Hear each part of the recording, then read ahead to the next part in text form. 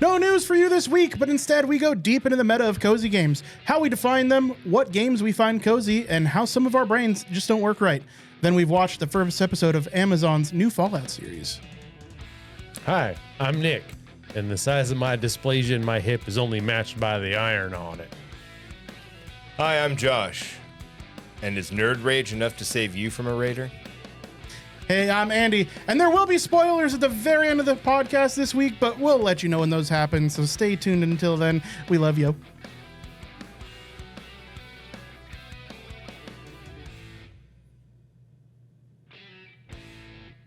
Hey, everybody, welcome back. Hello.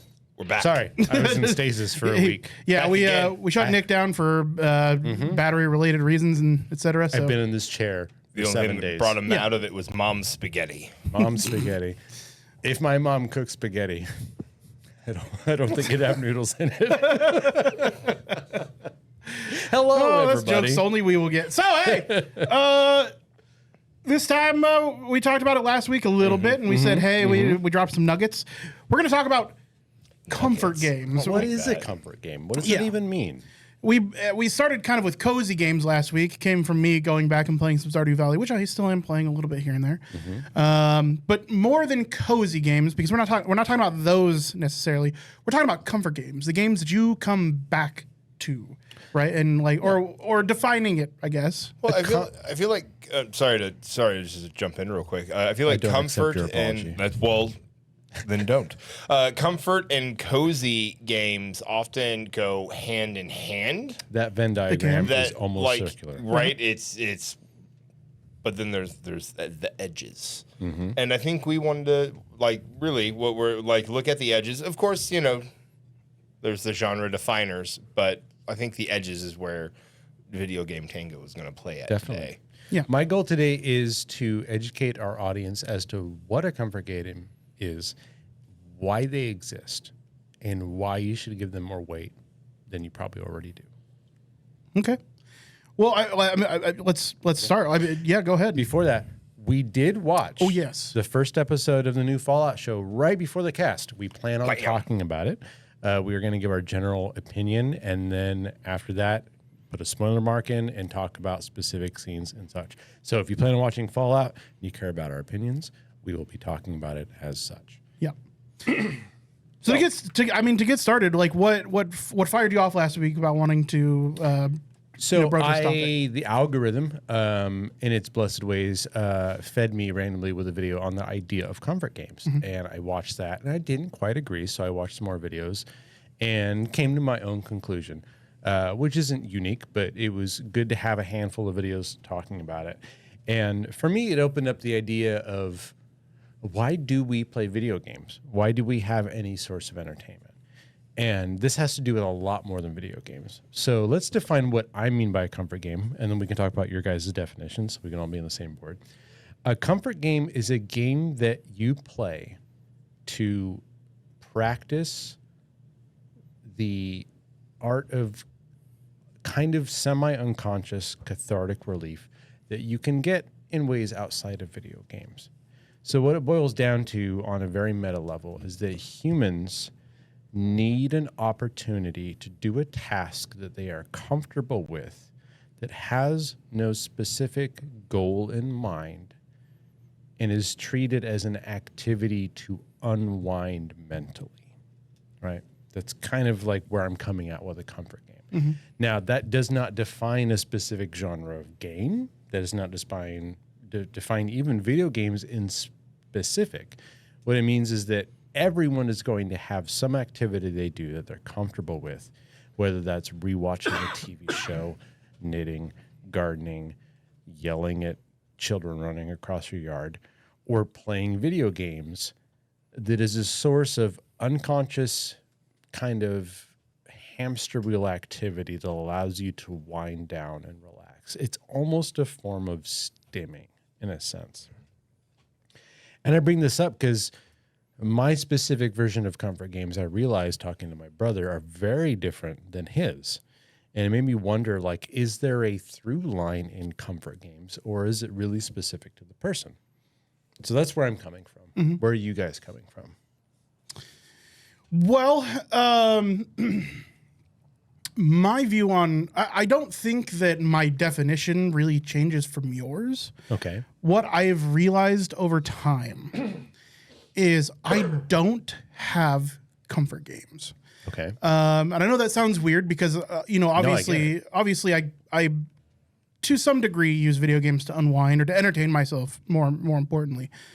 But I myself always have goals to reach in like everything that I do. Like I have a list of tasks or goals in mind every time I sit down to play a video game.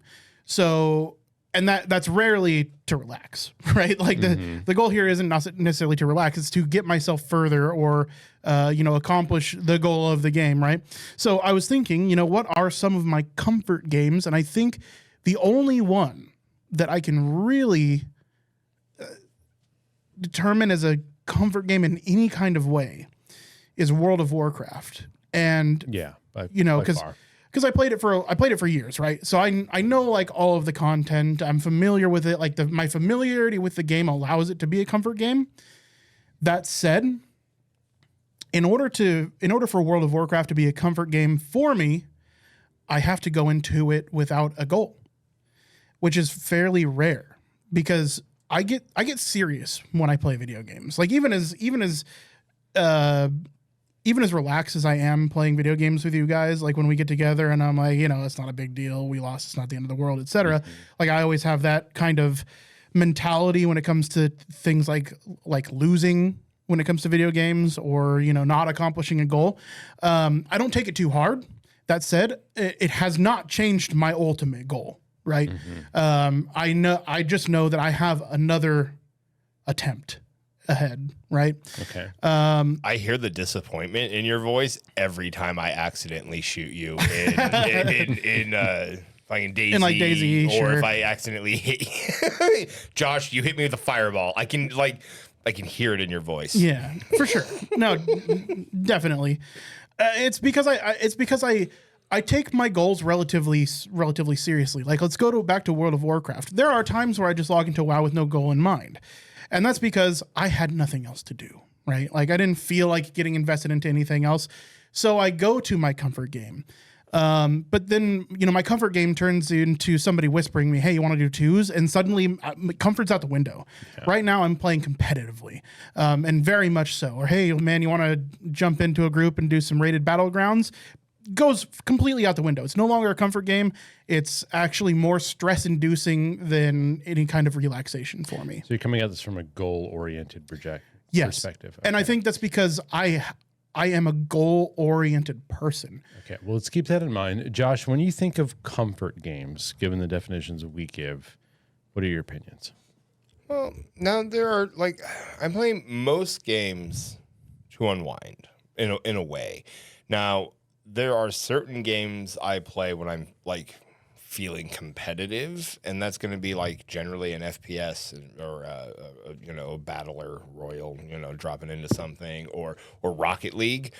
Boy, Rocket League really, something about that game just brings out the competitiveness in me, and that's not really a relaxing way to play a video game. Yeah. Feeling competitive and anxious about the next match and.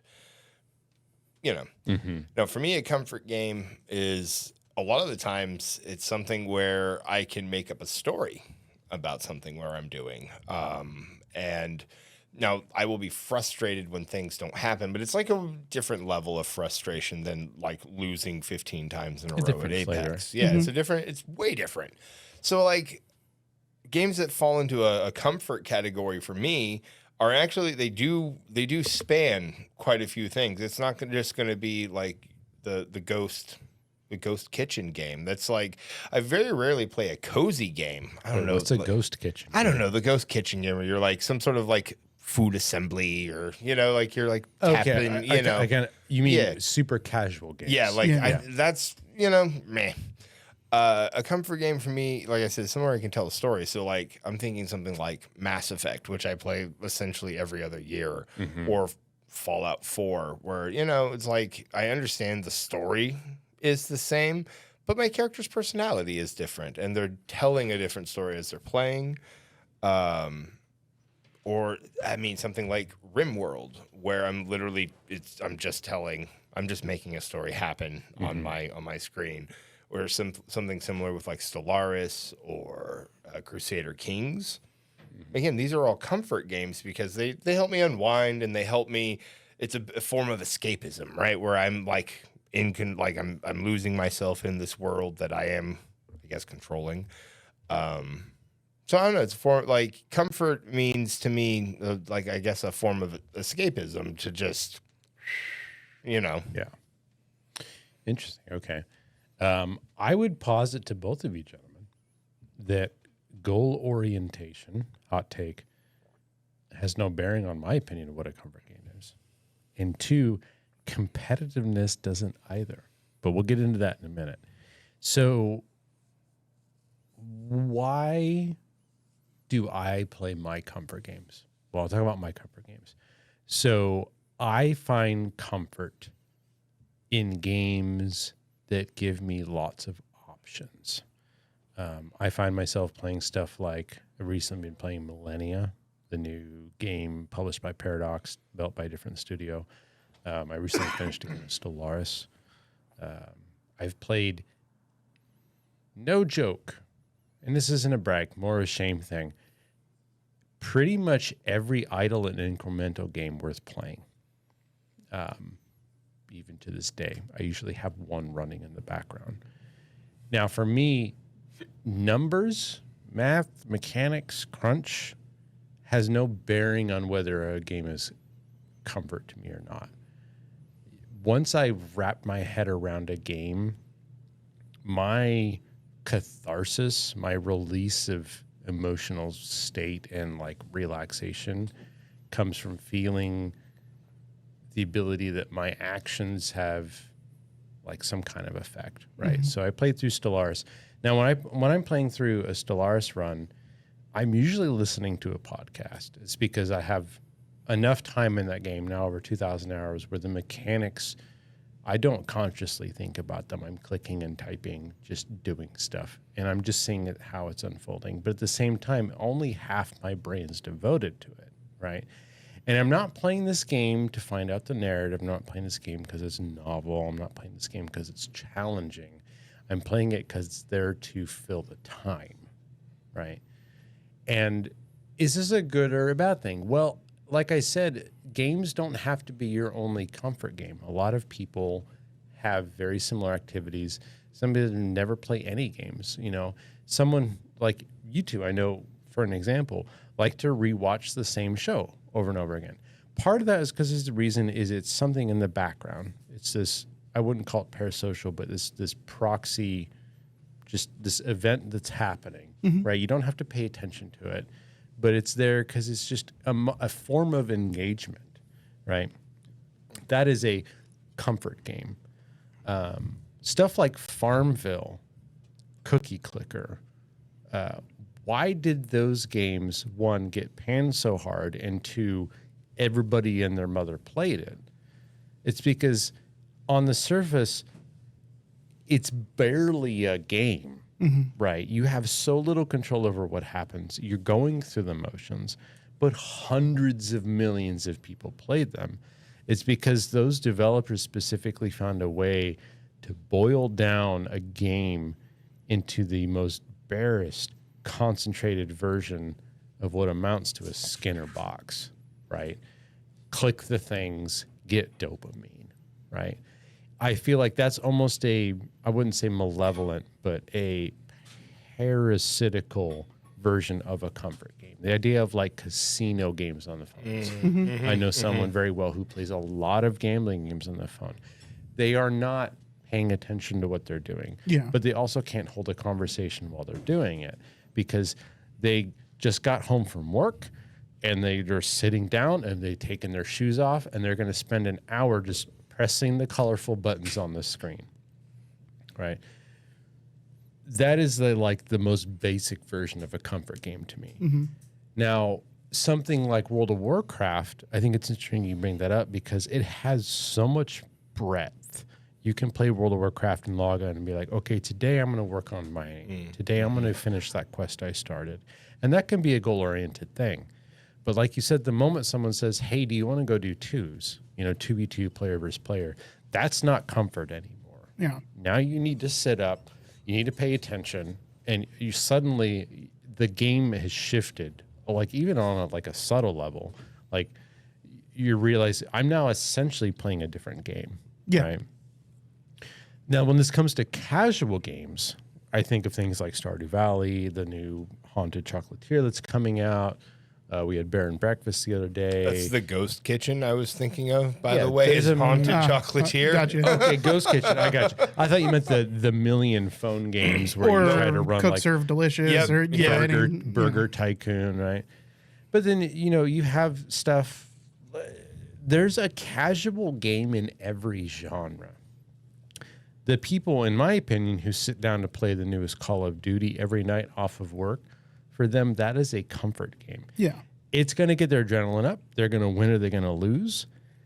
But they're not playing it to experience a story. They're not playing it to challenge themselves unless they're getting into when you're doing rated PvP and whatnot.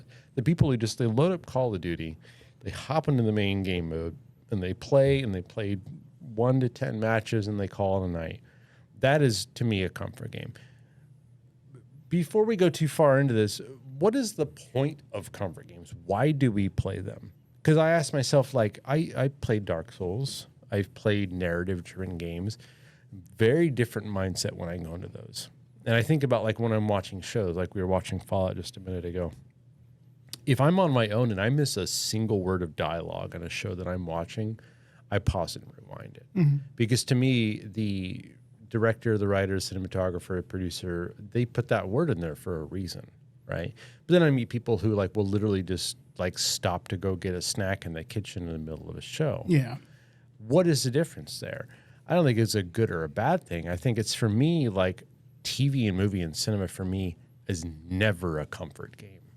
If it's a show that I enjoy, I want to be absorbing at 100% capacity what it's showing me at all times, which is part of the reason why, although I can listen to a podcast when I'm playing games, I can't have a show playing in the background. It's literally trying to do two things at once. But that's unique to me. You guys don't have a problem with that. So, Andy, we'll go to you. What do you feel when you think of the times, even if it's not games, when you're doing a comfort activity, what are you getting out of it?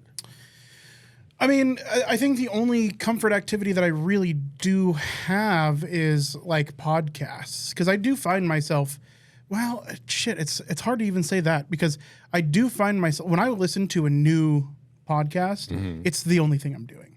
Yeah. Or I'm doing it I'm listening to it while honeymoon I'm, era, right? Yeah. Or I'm doing it with something that is brainless, right? Something like vacuuming or, household chores, that kind of thing. The kind of thing where I can zone out and still accomplish something, right? So podcast is one. I do tend to rewatch shows when I'm playing video games, but that I pause. Do you do that when you're playing a new video game? No. Did you do anything while you were playing Rebirth? No, Playing Rebirth. It's a singular experience. When I'm playing Rebirth, I'm in the zone. Yeah. Yeah, at that point, that's where time loss happens. I've been absorbed into this thing. It's the singular focus of my night. Which, for a lot, that is how I treat most video games, though. I like to have everything done that needs to be done, all experiences done for the day, before I sit down and play video games, because I tend to focus a lot in video games. I might have something playing on a second monitor, or I might be listening to something, but the reason I go back to old shows is because I already know everything that happens. Or the You reason don't have to devote any part of your brain to right. And if I do, it's because there's a lull in the game. There's something that I don't need to be paying attention to. For instance, if I'm leveling in World of Warcraft, I take that relatively seriously because I set goals and challenge myself with it. Yeah. It's got to be faster than last time. It's got to be more efficient than last time. I'm taking a different path to level this time than last time. But I have chosen that I'm going to do some mining during that time because that's part of being efficient is making sure that I keep my mining up. So I'm gathering experience from the mining nodes as I level through the game, right? So We can definitely come back to efficiency, but that does essentially tell me that like when you're playing World of Warcraft, you are constantly resetting in the sense of like the moment the engagement drops off, like I finished this quest line, you're actively choosing to like re-engage yourself by thinking, okay, how can I do the next part? constantly. Right. Which is that is different than what I would consider a comfy game. Yeah, and that's why I said in the previous podcast, I don't know that I have any comfort games because It doesn't that's sound my like mentality when I play video Yeah, games. it doesn't sound like games for you tend to be a comfort spot. Now, we'll get to you in a second, but I wanted to preface this with I think that like a lot of gamers, Josh, you have found, and I've moved out of this as I've gotten older, but the idea of a first-person shooter as a comfort game, I think it's definitely possible.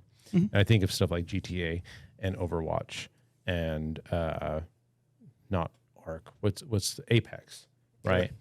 There is a specific comfort game zone for first-person shooters that exists because I'm sure like people play Street Fighter. They probably have like a comfort game threshold where like they're just playing to like warm up or they got home. I've got to make dinner tonight. I don't have time to like getting into like ranked challenges. So they're playing stuff, but it's how much of like your experience with Overwatch and Apex and GTA and whatnot do you feel was comfort game compared to non-comfort game play? Oh, well, I mean, aspects of Overwatch were I would definitely call it a comfort game because I had a sense of community, right? Like I didn't jump on and play Overwatch by myself in the vacuum of the internet. I jumped on and there were 5 other people sending me like messages on, on chat being like, yo, are we doing this? What up? And then, the 6 of us would roll in and we would make fun of the other team. We'd talk about our lives and it provided like I get off work. It was like I'd crack open a beer. It was what amounted to having a beer with my friends after work. So like, yeah, that's 100% a comfort game. Now, were there times where like, because sometimes dude, we'd be rolling people and you're leaned back in the chair and it's easy. And then, you lose a couple in a row and it's like, all right. Suddenly your elbows hit your knees. You know, you lean and forward. it's competitive. It's still comforting because, you're playing with friends.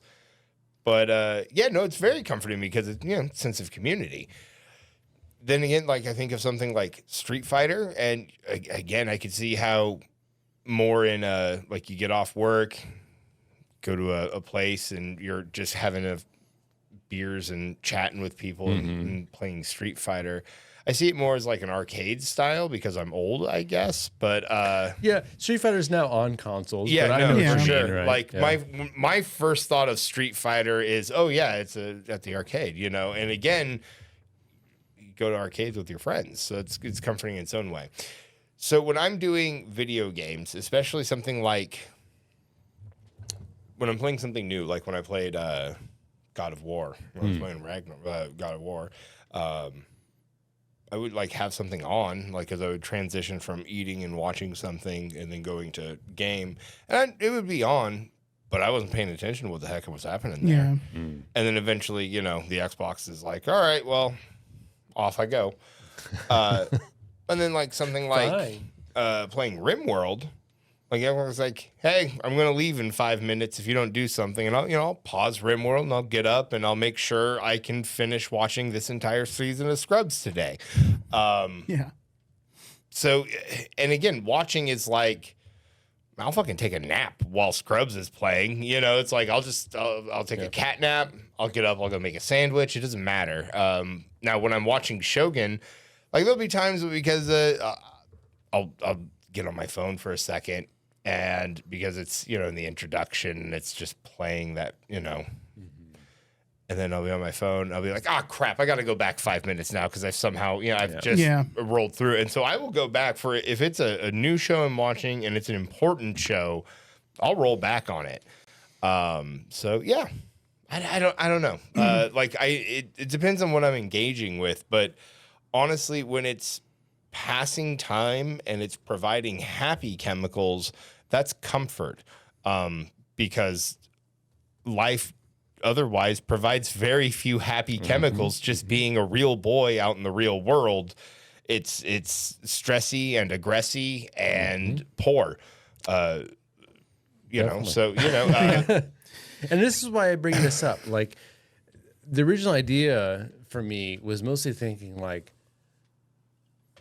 we shit on Farmville, and I think in a lot of ways you rightly should, right? I only shit on Farmville because of its aggressive microtransactions, but otherwise, yeah. If you cut the predatoriness out of a lot of these games, like, I feel like I have a mildly unique view, and then I'm, like I said, a niche person who's played most idle and incremental games. What do I mean by that? Well, on the surface, that means that I'm playing a game where you press a button to get a point, and once you've gained 10 points, you can press a button that automatically gives you a point every second. And then once you have 10 more points, you now gain 10 points a second, and so on and so forth, right?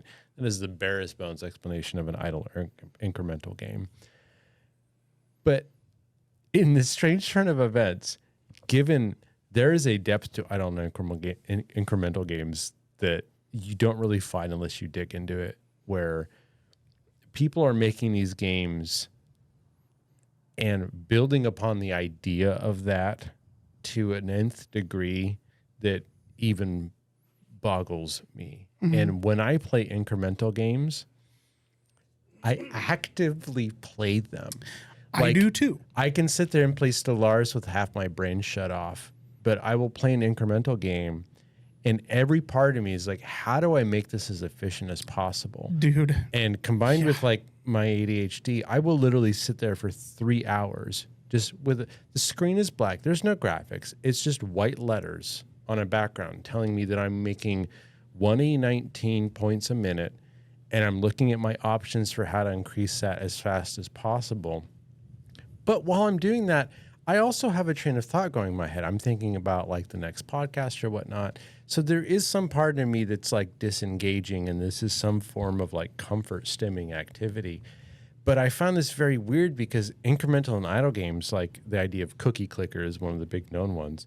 That's just a thing you do in the background. And for some reason, whatever it is, for me in particular, it can't be a background game. I have to be actively playing it. And if I find an idle game where it's like the progress expects you to wait an hour or two, that's fine. I'll open up my phone. But the moment like an option pops up to pick two choices, like I'm back in it. And I cannot for the life of me, if I'm running an idle game, it deletes any free time I have. I really have to limit myself. I played Adventure Capitalist aggressively. I played it for, I think it took me a year and a half. I have over 2,000 played hours on Adventure Capitalist on Fucking Steam. Mars, dude. Mars took forever to finish. Compared to how much I played it on mobile, 2,000 hours doesn't scratch the surface. Game? Like, in the first 20 minutes, you've done every mechanic and every lever the game has to pull, right? And that really makes you ask something of yourself, like, are you at least cognizant of the fact that this is, again, I refer to the Skinner box. This is just a dopamine generator. Yeah. Like, does it mean anything to be aware of that and accept it and be like, okay, I know what it is. I know what it's doing to me and why I'm doing it. I don't think that makes you any better for it. But on the flip side, I don't think we should be expecting anything of ourselves when playing comfort games, right? We should not be expecting. I think that we all need a source of cathartic, unconscious release. And that is the goal for me. If I had a final opinion on the matter, is that you should consider an activity that you're doing, whether it's knitting or watching Sopranos for the 19th time or playing RimWorld or whatever, with no goal in mind other than I am letting myself degauss. That for me is enough. And we should not shame ourselves for wasting time because before we had games, we had rolling sticks in the mud, right? I just want to point out, dating back to Roman time, bread and circus. We've always had games. Yeah. A lot of times they're violent. Violence is it catches your eye. Right? The only thing that sells better than violence is sex. So, I mean, historically speaking. I'll tell you right now, I am mentally unwell. And Preach, brother. And I mean this. You're in the choir. I mean I'm right this. here I with mean you. this seriously, in Okay. that I have been seeing a psychiatrist for the last about a year now, every other week for the last year. Is he sucking his And teeth at you? He's like, we- ooh, boy. she's awesome, but one of the things that we identified very early on is I do almost nothing. In fact, we couldn't identify anything that I do for pure pleasure. Okay. There is a need. I can think of one thing. No, I don't. Like, if you're talking about jerking off, I don't do that just for pleasure.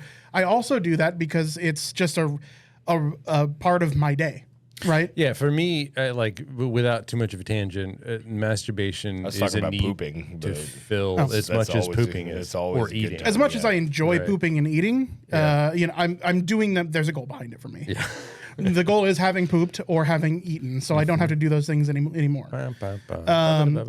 But yeah, no, we actually identified that even when I'm playing video games, I am not de-stressing. In fact, sometimes they add stress, and that's why I frequently will stop playing something for a little while and then come back to it later. It's because I need to approach it differently. So while I'm on new medications and stuff, so I've been really tired.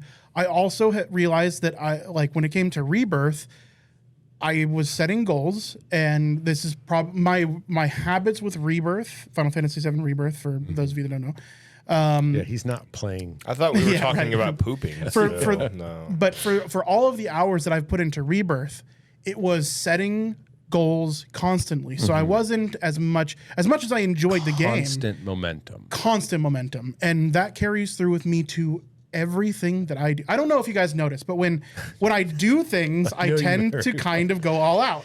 I think I had the wrong idea in mind, but my general depiction of you in my mind, if I had to boil you down to a character, is always been workaholic. Yeah, Like you have always been goal driven since you were nascent. I'm addicted to it. Yeah. Yeah. It is a defining feature of you. Yeah. So I'm not surprised to hear that games do not fulfill the comfort zone that we're Yeah. describing here. Yeah, no. Right. Not at Yeah. all. And I don't know what does. You might not have one. I don't think I do, because I we talked about this briefly last week, and we were talking about maybe defining what it meant for us, and when I look at comfort games, the way I think about them, I don't really have one. Yeah. I have moments in time where I find myself de-stressing, but that's incidental. It just happens sometimes. And that's fairly rare. Because even when I have downtime, I'm thinking about the next thing. So when it comes to the podcast, I'm thinking about the next thing. When I'm thinking about Rebirth, it's the next thing. When I think about the chores that I need to get done before I do the next thing, it's the next thing. For those in the audience who might find themselves in similar shoes to yours, what have you learned recently that might help alleviate that potential issue? Well, my psychologist says that I need to designate time. Yeah. And that's where I have my biggest struggle is in time management. It's designating time to do a relaxing activity. So it's a double-edged sword. One, I find myself with very little free time, right? So the free time that I do have, I typically throw goals at it. And that's something that I've always done. Because you enjoy goals, Yeah. so you want to have your free time full of things you enjoy, Right. which is goal driven. Which is goal driven. Cyclical, yeah. It's very cyclical. So I was doing pretty good there for a little while, and I need to get back on that track where I do something just for the joy of it and remove myself from any goal driven activity. And when I realize that I'm creating goals for myself, it's to pull back and remind myself that this is supposed to be. I'm supposed to just be enjoying myself. whether I'm enjoying myself or not at the time doesn't matter, because I have to remind myself that this needs to be rest and recuperation, right? Because my mind is always going. Always. It's it's the core of my sleep problems. My sleep problems do not come from anything physical.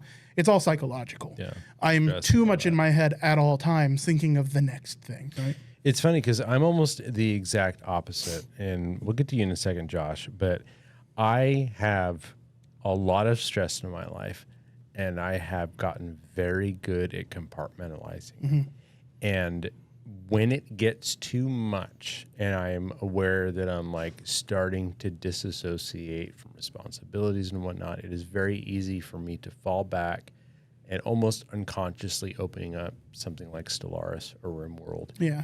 And just be half awake for 5 hours straight playing a game, because that's my way of like, it's like a self-defense mechanism. Sure, it's almost like I have coping. so much, it is coping. Yeah. I have so much stuff going on that here's a game that's full of mechanics and levers that I know inside and out, and I can just sit there and pull them and not think about it, right? And more, something I've been pushing myself on, like I struggle with this today a lot, all day on and off. I'd get like a half hour and they sit down. I've been playing Millennia, and I get like a turn in and be like, I'm wasting my time. I know what I'm doing. I know why I'm doing it. I need to have some amount of control / just like a release. And instead, I need to funnel that into something. Yeah. So then I'm currently working on my own tabletop RPG system. And it's like, that takes a lot of mental effort. Yeah. But at least I feel like I'm accomplishing something. Yeah. Because like at any time, especially as I get older, especially with single player games, what am I getting out of it? Like, it's one thing to be okay with comfort games and casual games as a mean of catharsis. But for me in particular, in the state I'm in, they're becoming a crutch, is like the thing I do to not go crazy. Yeah. Right. And I might as well focus that energy into creating something, even if it's something that in a year I throw away and never look at again. It's like art that you plan on burning, right? Like at least I'm doing something other than enjoying someone else's game that they've made. Yeah. That I'm just pressing buttons in to have something to Right. do, right? Yeah, or clicking heads, Yeah. or whatever the catharsis is. Josh, when you go to play games in a stressful state, how does that play out for you? Like if you've had a bad day and you want to go relax, like do you find games to be a good way to get around that? Or especially given that your recent last 5 years have been PvP related games, is it potentially more aggravating? So yeah, like that's why I will play, especially like I feel like I've been thinking about it, and it kind of had a eureka moment, naked in the bathtub. Just picture Josh, his hands folded in his lap. in It's the like bathtub. my work Shower has thoughts, man. recently started back up. I had spring break going, super stressful, and like sometimes I've noticed before where like I will literally have something on the TV in the background. I will be playing something where I don't necessarily need to have my hand on the tiller the whole time because I can just pause it. And I will literally be watching something on my phone, like something like TikTok or YouTube related on my phone. sources Yeah. of And like stuff. there will also be like an article or the Archives of Nethys open on my second screen, and I'll be like, I have 5 screens. Yeah. I'm doing. Oh my god, I'm doing, and it's I've like been I there. realize that it's because I have to focus so much at work that like. This is my ADD kid coming out swinging like, like coming in from left field. And just not just having a hand on the tiller, but actively keeping other people, like keeping hands off the tiller. And so in a way for me, like, I guess focusing, not focusing on 5 things actually is a de-stressor. And that's why, like, sometimes I won't watch a new show right after, like, doing something. Like, I will save the shows I'm interested in watching for my day off where I'm, like, where I can focus on that. because you don't want to waste them in the comfort zone. Yeah, exactly. Like, so a lot of times it's just a thing where, like, I'm going to bullshit with, egregious or something for an hour while we're like get our booty cheeks clapped on Halo. It's not that, and like sometimes I will get frustrated to the point where I'm like, oh, I'm not having fun anymore. Like the like sometimes frustration is part of the fun. You know, but like it'll turn and I'll be like, nah, dude, I'm not having fun anymore. I need to do something else, and I will just, I'm done with it. You know, so for me, it's definitely a happy chemical release. But I've also found that aspect of time. It's like, boy, I sure do invest a lot of. I could be using this time to learn a new skill, and that would also make me pretty. Like that would bring me comfort and catharsis. Two good points. Yeah. Give me 1 second, Andy. One is the idea of frustration, which I think we'll talk about in a second, and two, the idea of like I could be doing something useful, and that was part of the reason why I originally brought this up, is because again, when you are healthily engaging in something that we're defining as a comfort game, you have to tell yourself and believe that you are doing something useful. Yes. Because as long as you are not doing it unhealthily, my whole definition of a comfort game is an activity that you're doing for unconscious cathartic relief from day-to-day stress. It might not be a video game for some people. Crosswords, fucking bird watching, doesn't matter. As humans, we need time to degauss, right? And our modern society tells us that you always need to be productive. You need to be out there taking Instagram photos in Paris, right? You need to be like on the grind making money. That's not how humans operate. So I understand the frustration there regarding that, but like, let's not forget that there is a place for comfort games. Totally. But bringing up the frustration point, that is kind of the opposite, which is a very good point. That like, when you find yourself playing a game, one of your comfort games, and you're getting frustrated, now it's a lose-lose scenario. Not only are you not playing like a new game that has a novel story you haven't experienced, or a new game that has a new challenge to figure out and wrap your head around. You're playing a game you already know unconsciously, and it's also not fun. Yeah. Like, I've been there. Don't get me, it sure, sucks. for sure. That's the worst. And that's, I think, when people get the most frustrated, especially like in PvP games, where it's like, I feel like I know this game, but like we've lost 4 games in a row. What the fuck am I doing? Like, I'm done for the night. Like, I'm just turning the console off, right? Dude, I think we've all been there. So let me go back to mentally unwell. So I have points to hit on everything that we've just talked go about. for it. So for you mentioned having outside stressors, playing something, and then being like, okay, well, yeah, I'm having a hard time letting go of that, letting go of the outside stressors, right? For me, the outside stressors will prevent me from enjoying something. So from the very get-go, I will not, if I have outside stressors and things that need to be dealt with, even if I can't deal with them at that time, they will prevent me completely from being able to de-stress, de-goss, unwind. So I don't pick up the game. Crazy. It's like literally the opposite. Yeah. Of it. The moment I'm stressed, I go to comfort stuff. See, I want to go to comfort something, but I cannot until until that outside stress is over and out. I cannot. Going back to Josh, is for him, he finds that, he has that need to almost overstim when he's been stressed.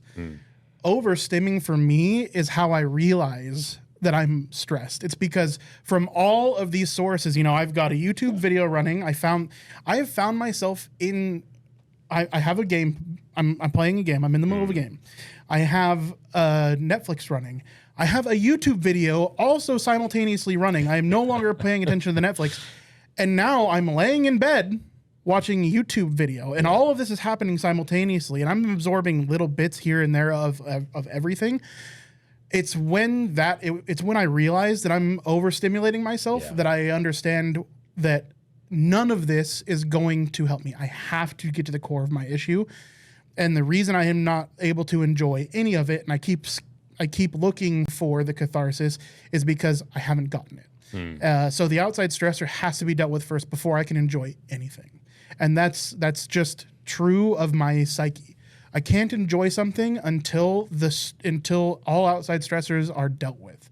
So that's why I won't pick up a game. Like when you guys are all playing Deep Rock or something, and I just say, well, I'm too busy. Well, it's because I have not gotten to the foundational issue that I have with how my day went, or whatever you it wouldn't is. be able to enjoy. So I playing wouldn't be Deep able Rock. to enjoy, right? So it's not even necessarily that I am currently addressing something.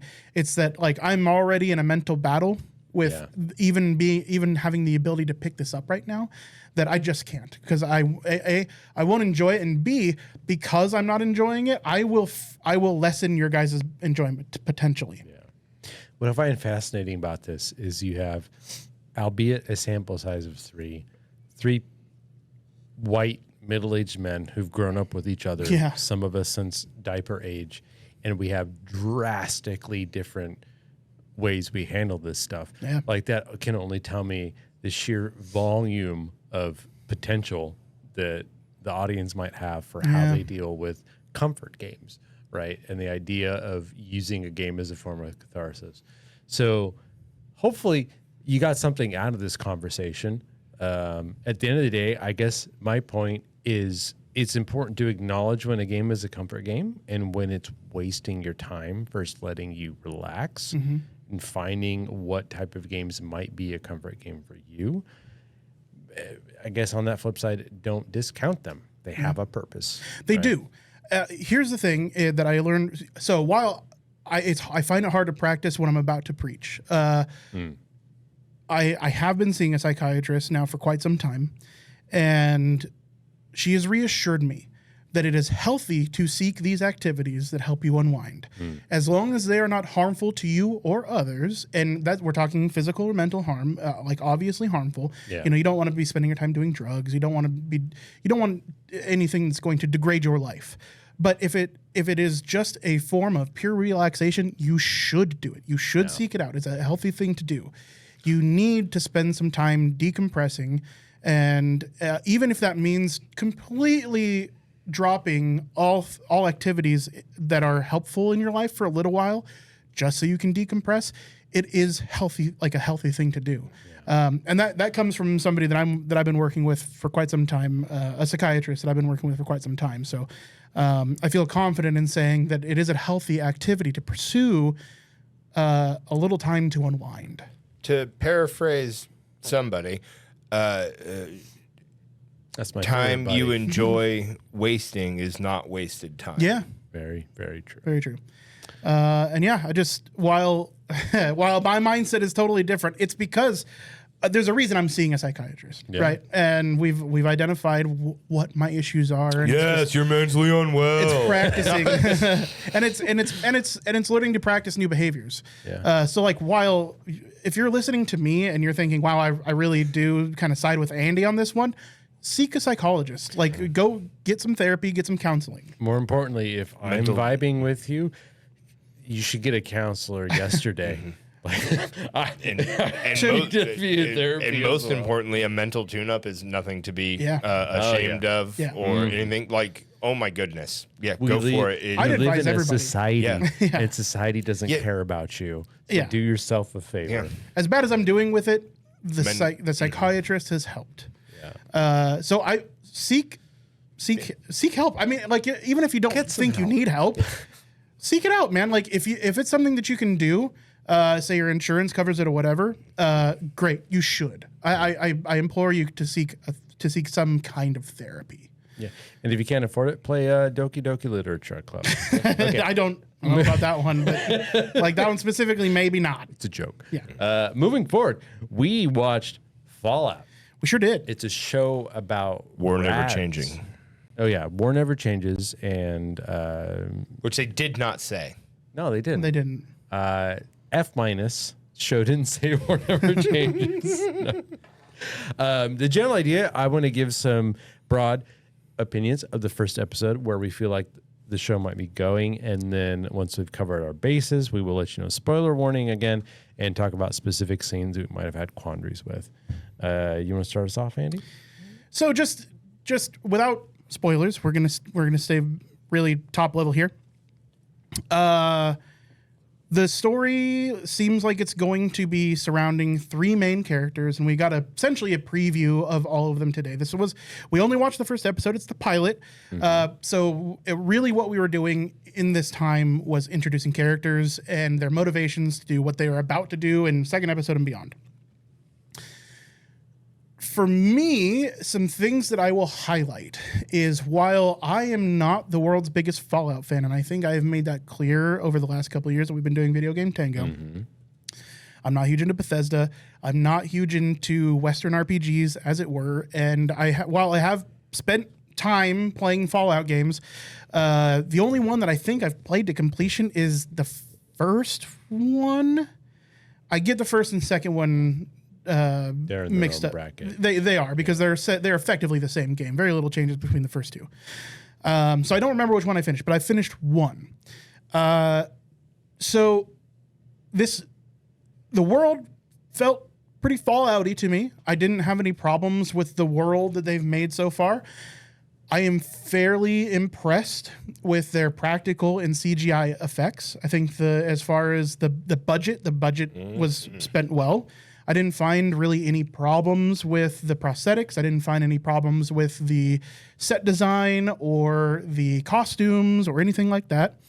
I found a couple things to be a little bit corny. We had quite a few action scenes. There are action scenes throughout, I think, every part, because it's split up in 3 characters, and these 3 characters get several different settings for themselves during this first episode.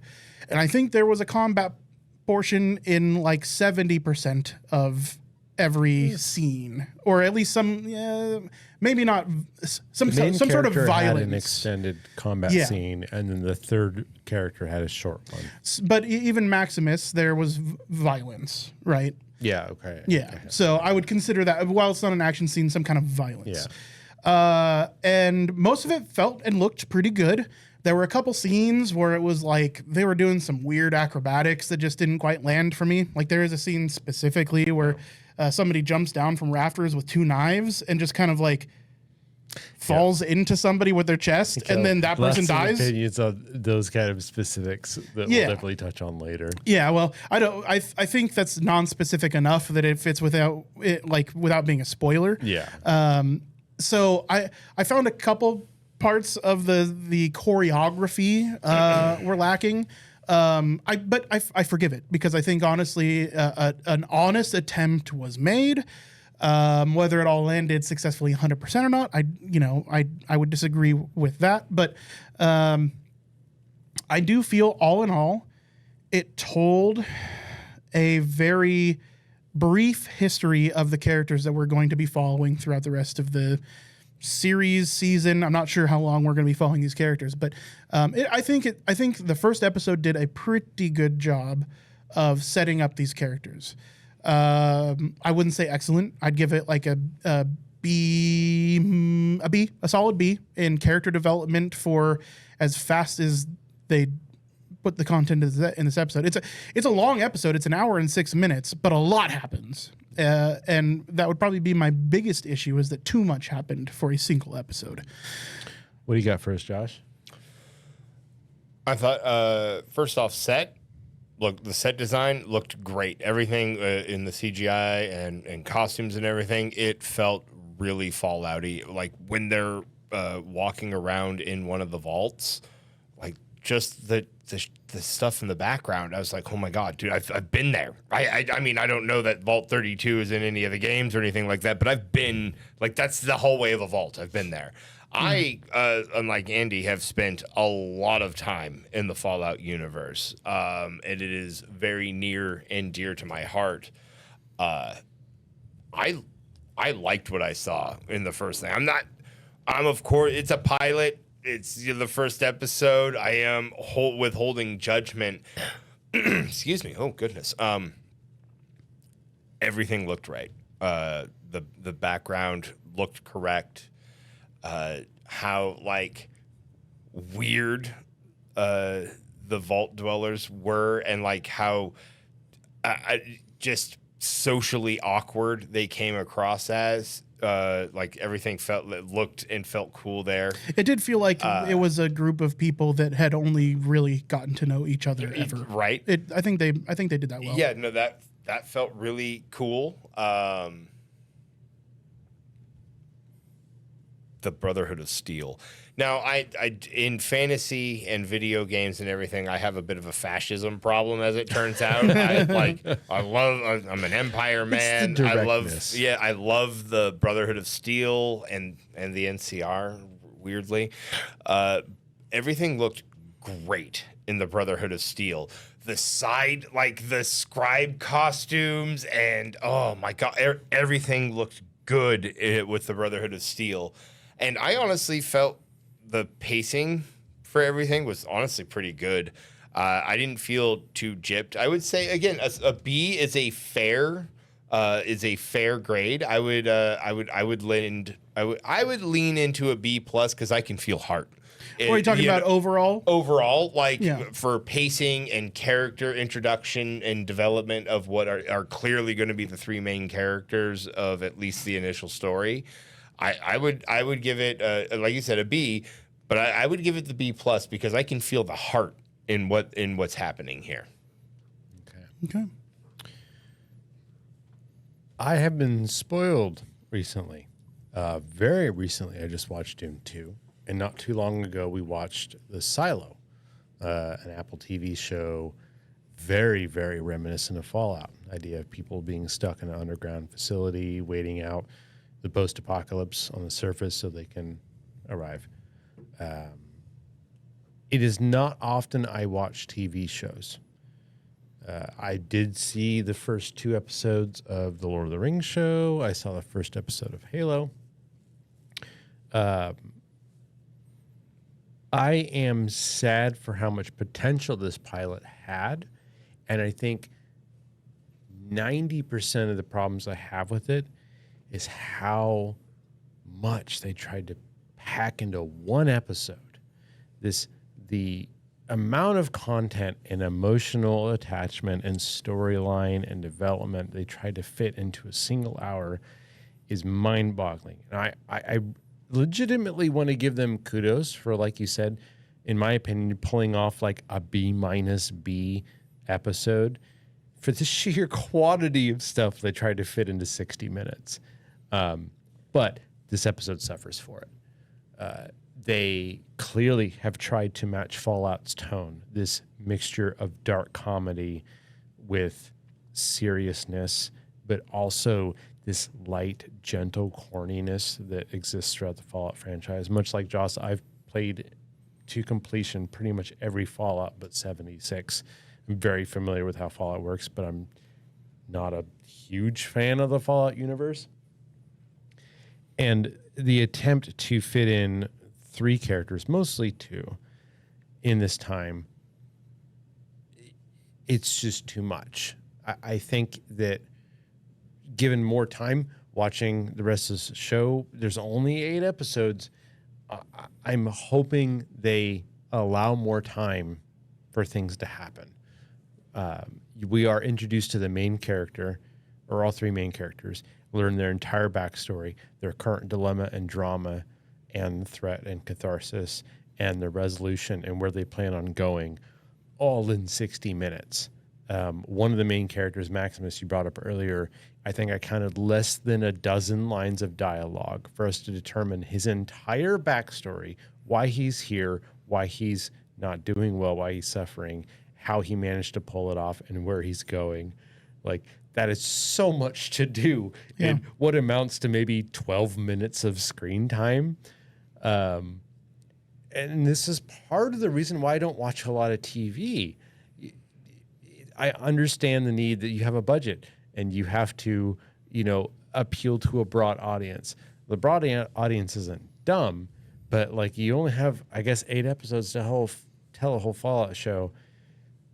You're risking shooting yourself in the foot by trying to do so much at one time. At the very least, they could have waited on the 3rd character. That would have bought us another, not counting the intro, which was great. I loved the intro, but that was a good 10 to 15% of the episode. And then another 5% of the episode is the end. That's 15 to 20% of the episode devoted to a character that we already have kind of an idea of. We've learned nothing but a one-dimensional note of who this character is, right?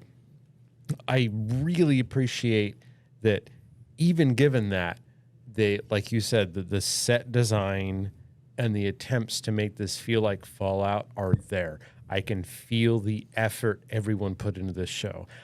Maximus, the character, the second character introduced to, that character is just dying to prove himself. The actor is doing so much with so little. I was very impressed by how much the Maximus actor managed to pull off with how little was given to him. Like, I'm feeling like the Star Wars character, the Finn. Finn. Like, Finn was Finn given vibes. the Yep. opportunity in the first movie to be something else, and then they limited how much he could do it. Don't do that to Maximus. Telling you, if Disney had the courage, it would have been Finn who was a Jedi, and Rey would just been a scavenger, It would have been like a plucky Han Solo. a huge risk. And that's where I'm getting with this. This show feels like, let's make a Fallout show for people who don't know what Fallout is. And I don't mean that in like a vague sense, like, oh, they're not going to allude to all these other things or Vault 79 or, you know, NCR. It's just like they wanted to make a show that took every safe route possible, but also as fast as possible because they only got 60 minutes to define and elucidate on 3 characters. So I'll stop gabbing. In general, I'm nervous. It's not bad. It's not Halo bad. Holy crap. Much better than the Halo pilot. It's not as bad as the Lord of the Ring pilot. But go watch Silo. Yeah. It is a night and day difference. Is if you watch Silo and like it, those are the kinds of shows I love.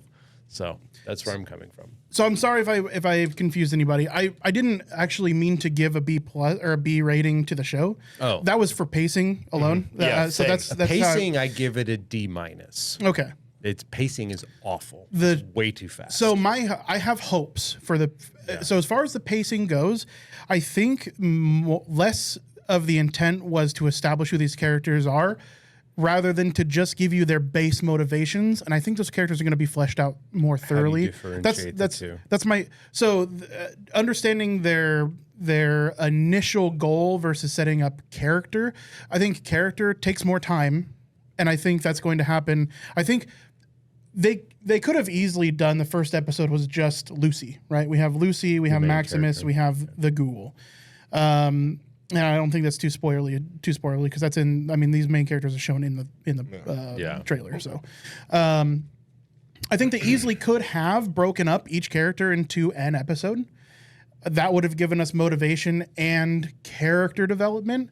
I think what we got was the base motivations for why they're starting out on this, what they're about to do, and their characters will be developed more throughout the season. That's my hope. So I think, given that that's how I think that they're trying to, just based on the speed at which we were delivered content, that would be my hope. So that being said, that being my thinking, I think the pacing was pretty good. I think that's why I gave it a B. I would give the overall show based on the first episode for me. I would give Insularly the first episode like an A. Maybe A-. I give it an A. Of course. I mean, I'm a little biased, but C+ to B- for me.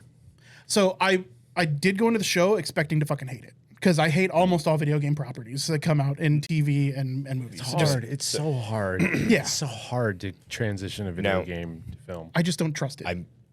I might be wrong.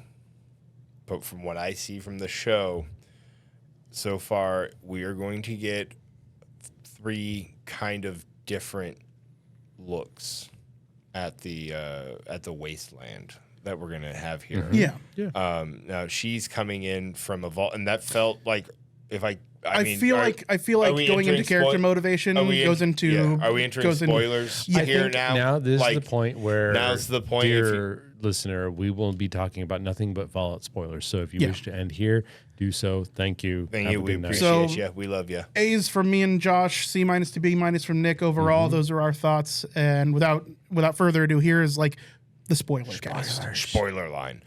So going through the specials, like she like literally lists off some like specials and like direct skills that you pick. So there is Yeah, some you pointed out this is the Yeah. nerd vault. Like that's Yeah. very. I didn't pick up on that immediately like you did. This is like Dude, they're the all a science bunch of nerd fucking vault. nerds. Yeah. Yeah. So like right away, we're going to get her naivety.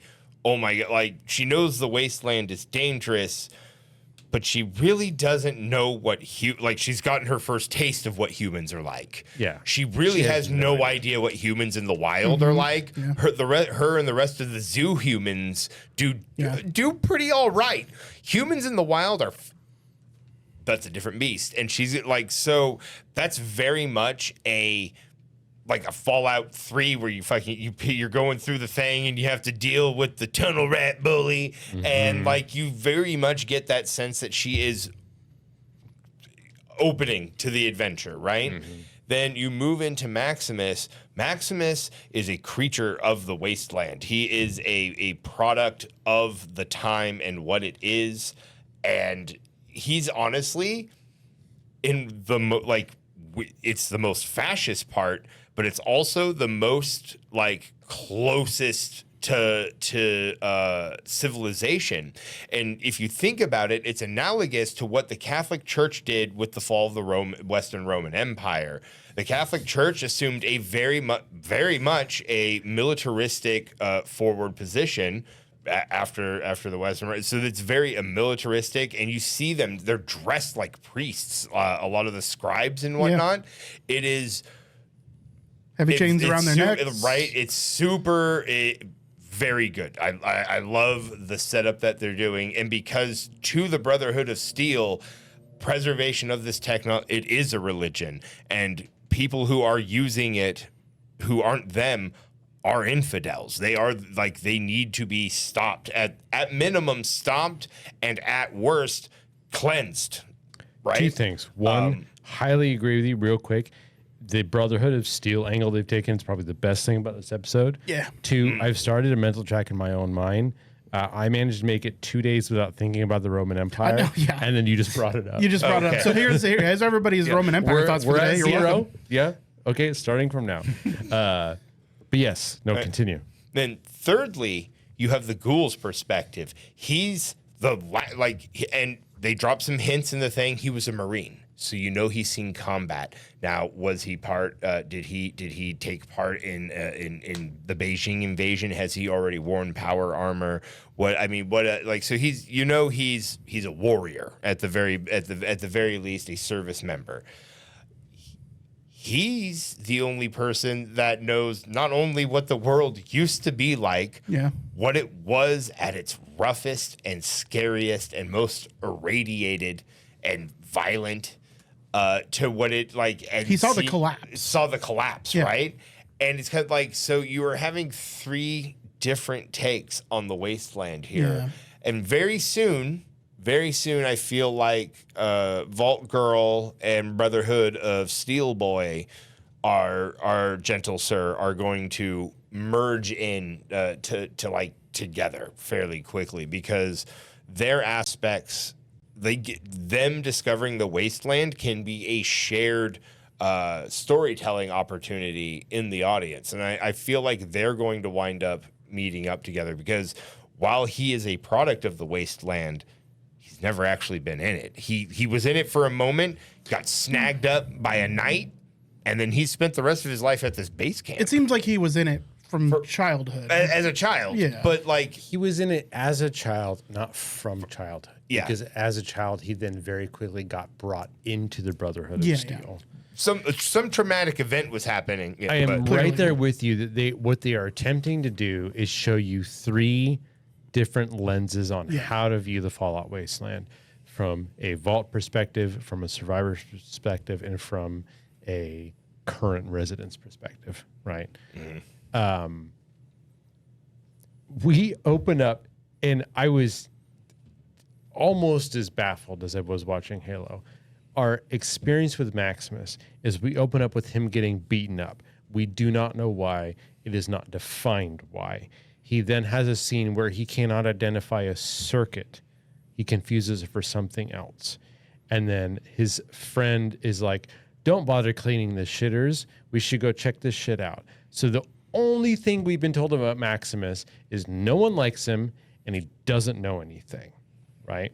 Yeah. That is what the show has told us on the literal face. Now, what they're trying to tell us is that Maximus has no good qualities except until the point where he gets interrogated, where the actor manages to have a moment to explain to the audience that I might not be smart, I might not be liked, but what I have is a burning, driving passion to hurt the people who hurt me and to assist the Brotherhood. Yeah. Right? And that is very, very important for a member of the Brotherhood of Steel, which is, like you said, a religious fanatic group, which relies on its members not having a mind of their own and being single-minded in their goals, right? That is what they were trying to tell us. But what they told us was this guy is bad at everything, no one likes him, and he might have hurt his friend out of pettiness, right? That it's weird. Did anybody else get this dichotomy where it's like, how am I supposed to emotionally engage with Maximus when he almost never gets to talk? Everybody shits on him. You haven't shown us anything he's good at. And then he immediately gets interrogated for potentially hurting his friend, maybe, I don't know. I didn't have time to figure out if they were fucking friends or not. Yeah. And then in the interrogation, all he says is like, I just want to hurt the people who hurt me. Thank you for giving me an opportunity. And then out of left field, they're like, cool, you're a scribe now, or a squire. Yeah. And all the other people, fuck them. They don't get to be squires. It's like, why does he get to be a squire? Because the story demands it. Well, no, I just like, so he tells. You can disagree. Yeah, Just tell me why. he tells the story of being rescued, and that's when he shows that he's like,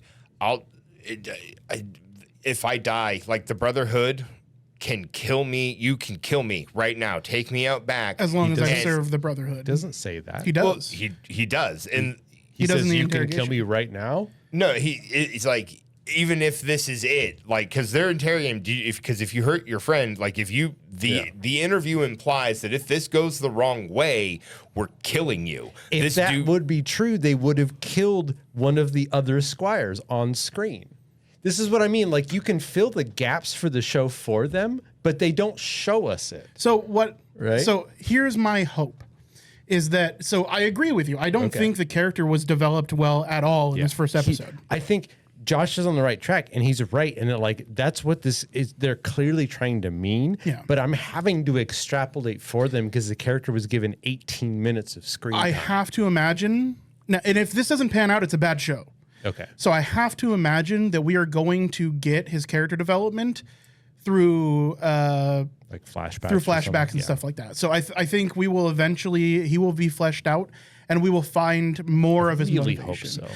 And I think they're going to be doing that with all of the characters, because given that we now we're started, they're I don't they're think on a we're going mission. to get a lot of flashbacks with Lucy. I think Probably we're going to not. get a lot more with Maximus and the ghoul. I agree with you, but I even think for Lucy, we'll probably get a little bit more character development with her, even though she got the most screen time by We'll far. get a little bit because they're not going to just waste Kyle McLaughlin on, Sure. on Yeah, one fair enough. episode. Let me Yeah, tell no, you. we're probably going to get pearls of gonna- wisdom from him throughout the series. Yeah. Exactly. But the great thing about Lucy is that you can cover because if you've played a Fallout game, if you're even marginally familiar with the Fallout games, you know what her life was like in a vault. Yeah. Yes. There was They did a really there was great job of definitely that. a weird social aspect to it. Oh, Probably. they even talk and- about cousin fucking. Yeah, like, so- like Vaults several are times. Weird, Yeah. and you know that if you've played Fallout. Yeah. So like the great thing about hers is like we don't need to waste a lot. Like I'm calling it a waste. We don't need to spend a lot of time in her past because the whole point of her story is exploring the now. Yeah. And I think I think that's good. And so I don't think we're gonna have a lot. And the cool thing about the Gould story is with flashbacks. Not only do we get to know his character even more.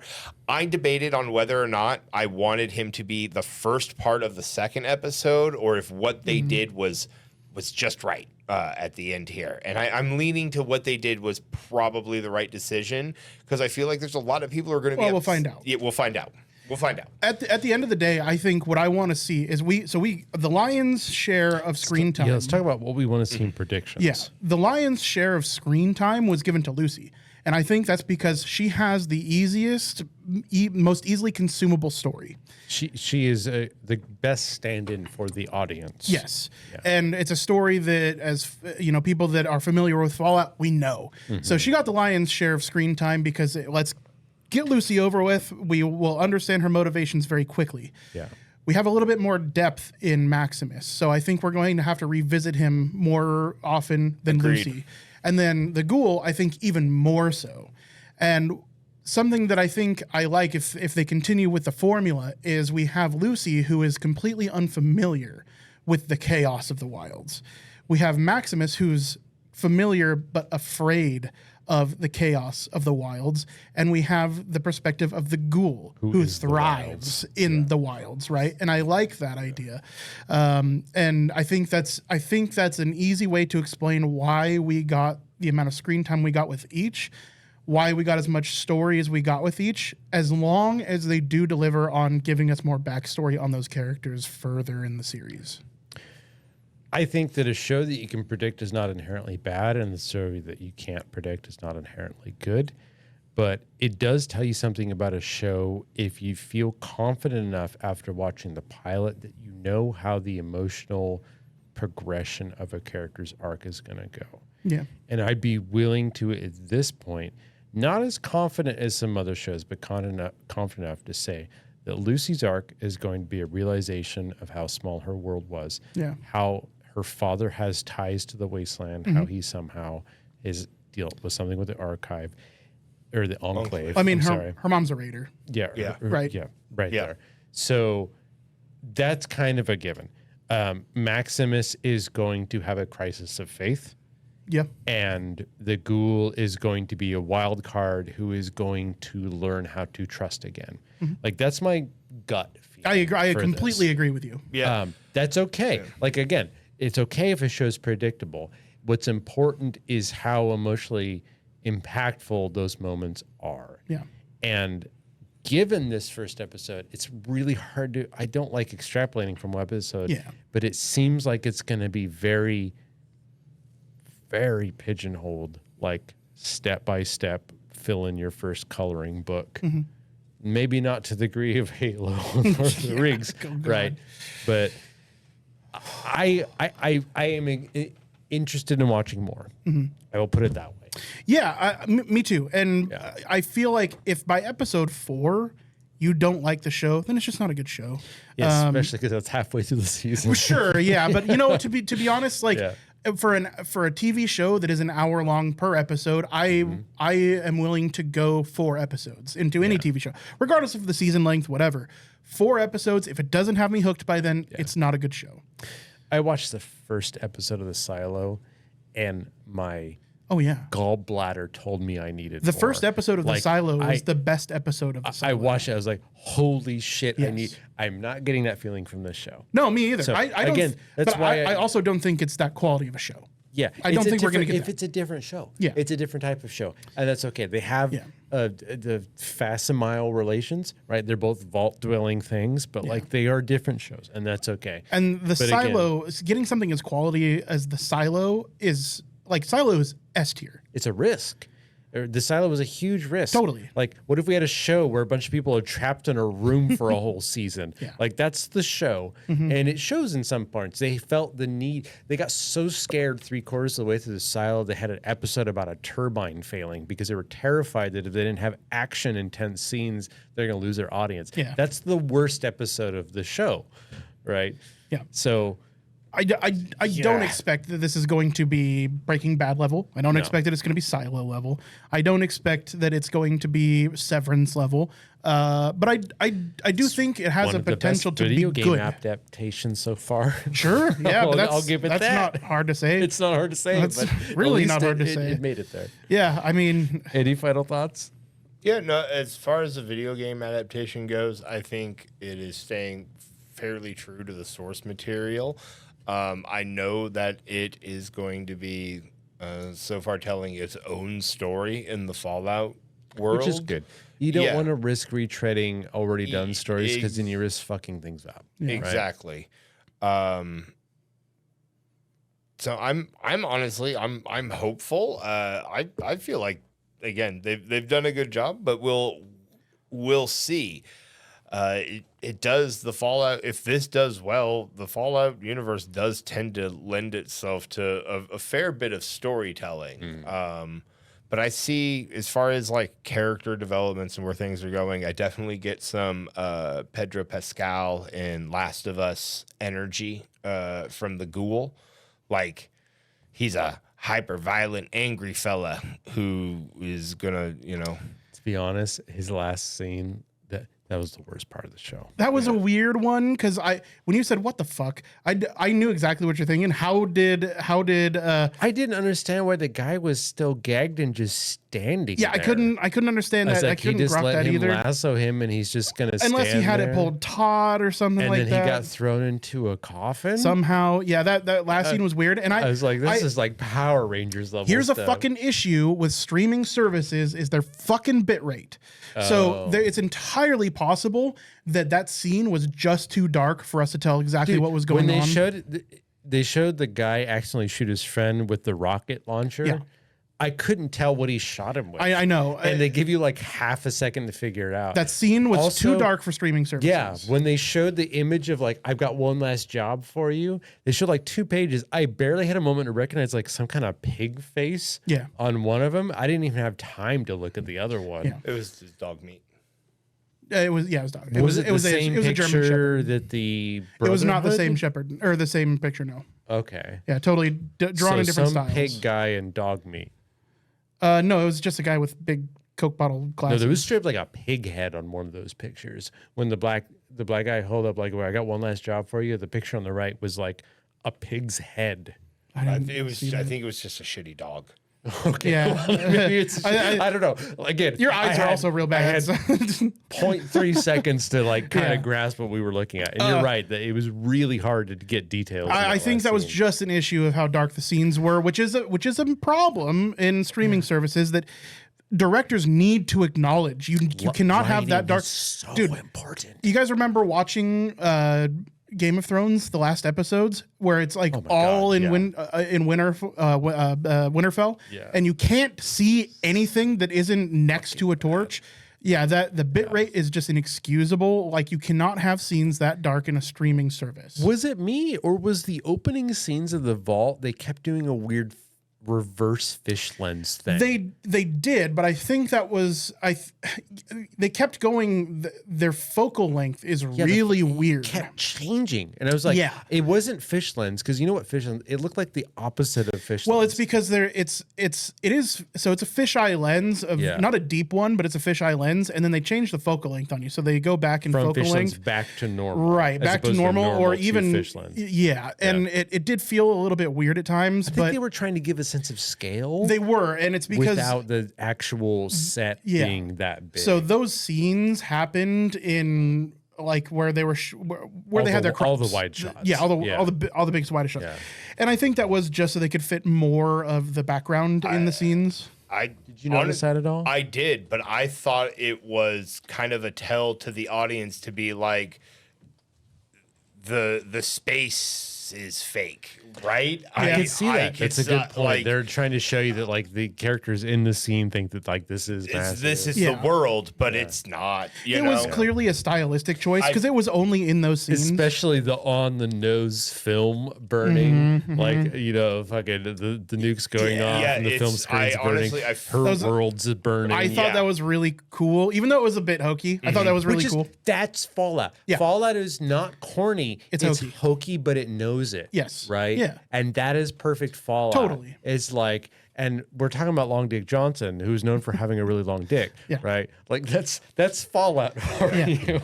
You got to walk that balance. We haven't talked about the first scene with Walton Goggins at the birthday party, and I felt like- really, because I really loved that scene. Loved it. I Absolutely. felt like it was par for the course for the whole episode. Yeah. I felt like it was great and safe. Like I knew every beat that was coming up, I knew. Which I is mean, but fine, you know what's coming because it's but it Fallout. means that I have no emotional attachment because I feel like they're telling a story I've already watched. See, I see Walton Goggins on screen, and that guy's facial expressions just. You're drawing for Justified. I've watched one episode of Justified. But even without Justified, Walton Goggins' fucking acting he's is an just excellent incredible. actor. Dude, he killed it in that first opening scene. He his was face, fantastic. I understood every emotion that happened in the character And at his that moment. ability to say a lot about his divorce and alimony without actually saying anything. Yeah. Really, really, really good. He's a good actor. Yeah, so apart from the show, just Walton Goggins, Yeah. fucking incredible actor. And then they also have, I have a feeling we're going to be seeing a lot because every time somebody from Deadwood or Justified goes to another show, they drag all of the other actors from Deadwood and Justified. I have a feeling we're going to be getting a lot of Deadwood and Justified, maybe not the main actors, but probably a lot of the secondary and tertiary actors from those shows, which to me is always good because anytime Walton Goggins does something, he brings everybody from Justified, or anytime Timothy Oliphant does something, he brings everybody from Deadwood and Justified. They're So amazing actors. all of them are incredible, so I can't wait for that. I hope there's some of that. There's a huge 16-year-old part of me that desperately, I know we don't have time, so I'm going to keep this short, but there's a 16-year-old part of me that desperately wants to talk about fallacial parts of the show. And I'm going to limit myself to one. I know this is a Fallout TV show. I know it's not important. Be okay. Be okay. That's not how nukes work. Yeah. And like all it would take to appease so many people who know how nukes work is to have that first nuke go off much farther away. Yes. Like the idea of it flashing and the kids seeing it, and then there's no more flash for like 40 seconds. Yeah. It's not how a nuke works. That initial blast wave isn't going to shatter your window. It's going to make you erupt into flames. And it's like 4 nukes go off in like a 40-mile area. No, no. Listen, But the it's only okay, nuke that was because- really done properly was Judgment Day, Terminator movie. Yeah. Perfect. The only nuke that was ever done properly was Judgment I Day. can be okay with the Fallout nukes because the Judgment Day nuke was perfect. But that being said, it's a stylistic choice, and it's just to show the destruction, right? Like it's to give you some the idea. viewer the notion that Walter Goggins escapes. It also looks cool, so like you have But to give it it doesn't that. look cool. I think it does. It looks like if they did an actual nuke, that would look cool. I mean, if they did an actual nuke, then it would just be bright, and then it would be gone. Yeah. That's fucking messed up. no, I know. I agree with you. Doom 2? Ugh. Yes, Ugh. I agree with you. There's a level of gravitas shown, but you get this. I think you get the same level of gravitas. One's just correct and one's just incorrect. And a lot of people show the incorrect one because it looks cool. All I'm saying is they chose to do it that way. Yeah, they did. And that's acceptable. It is acceptable. I'm accepting it. It could have been better, but that's okay. Yeah, I think that's Fallout.